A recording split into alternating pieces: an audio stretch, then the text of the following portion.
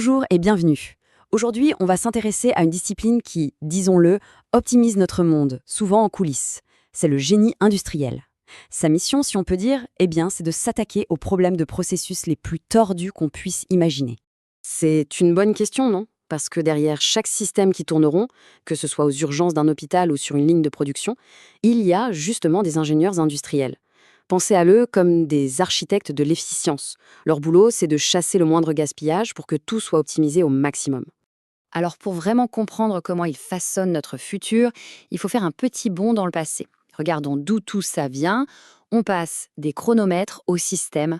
Et cette chronologie, franchement, elle montre une évolution assez folle. Au début du XXe siècle, on avait ce qu'on appelait la gestion scientifique. Là, tout tournait autour du chronomètre, de l'optimisation de petites tâches bien précises. Mais alors, regardez le bond qu'on fait après la Seconde Guerre mondiale. D'un coup, on passe à une vision beaucoup plus large, la recherche opérationnelle. Et ça nous mène tout droit à l'ingénierie des systèmes d'aujourd'hui, où on doit jongler avec les données, l'informatique et même la psychologie humaine. Oui, au tout début, avec des pionniers comme Frédéric Taylor, c'était une véritable obsession pour l'efficacité pure. On décomposait chaque mouvement, on chronométrait la moindre seconde.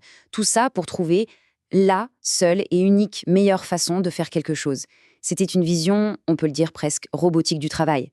C'était puissant, certes, mais ça oubliait une variable, et pas des moindres, l'être humain. Et vous savez ce qui est fou? C'est que l'ADN de ce métier n'a pas vraiment changé. Prenez ce témoignage d'un stagiaire d'aujourd'hui. Il parle de quoi? Documenter des procédures, tracer des problèmes de paperasse. Bref, les bases. Documenter, analyser, améliorer. Ces fondamentaux, ils sont toujours là, au cœur du métier. La seule différence, c'est que le chronomètre a souvent été remplacé par des algorithmes. Bon, la question c'est, comment est-on passé de l'optimisation d'un simple geste à la conception de systèmes entiers? C'est là qu'on entre dans l'ère moderne du génie industriel. Voilà la définition officielle. Et il y a un mot qui change absolument tout ici, c'est le mot intégré. L'ingénieur industriel d'aujourd'hui, il ne regarde plus une seule machine ou un seul opérateur. Non, il voit le système dans son ensemble. Comment les gens, l'info, les matériaux, l'énergie, comment tout ça interagit pour créer un tout qui soit à la fois cohérent et performant. Et cette image, elle résume ça à la perfection. Le génie industriel, c'est vraiment un carrefour. D'un côté, il y a la science, pour la faisabilité technique. De l'autre, l'économie, pour la rentabilité. Et au milieu de tout ça, les facteurs humains, pour que ce soit accepté et utilisable.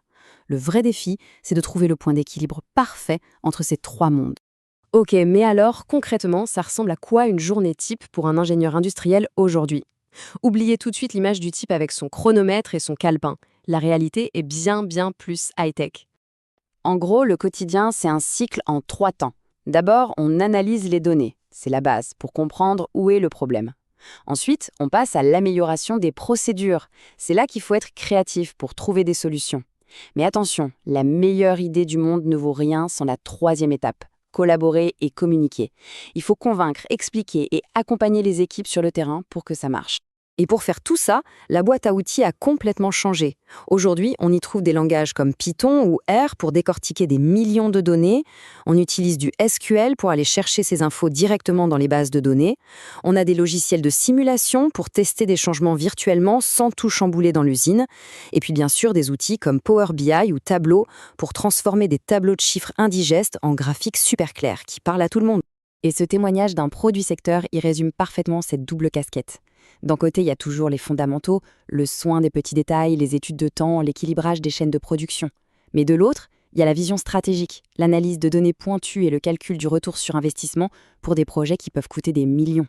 Forcément, cette combinaison unique de compétences, à la fois techniques et stratégiques, ça rend le métier super attractif. Et pour s'en convaincre, il suffit de regarder les chiffres. Alors, premier point, le salaire. On parle d'un revenu médian qui dépasse les 100 000 $ par an aux États-Unis. C'est clair que c'est une carrière où la valeur ajoutée qu'on apporte est bien reconnue et bien récompensée. Et la demande, elle suit. Le Bureau of Labor Statistics américain prévoit une croissance de 11%. C'est beaucoup, c'est bien plus rapide que la moyenne. Qu'est-ce que ça veut dire concrètement? Ça veut dire que les entreprises se les arrachent, ces profils capables de rendre leurs opérations plus intelligentes, plus efficaces. Regardez ce graphique, il est très parlant. On voit que la croissance du génie industriel ne bat pas seulement la moyenne de toutes les professions, elle dépasse même celle des autres domaines de l'ingénierie. C'est un signe qui ne trompe pas.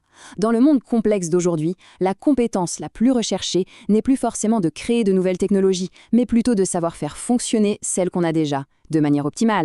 Et on les trouve où, ces experts? Bon, évidemment, l'automobile ou l'électronique restent des poids lourds. Mais le plus intéressant, c'est de regarder ailleurs.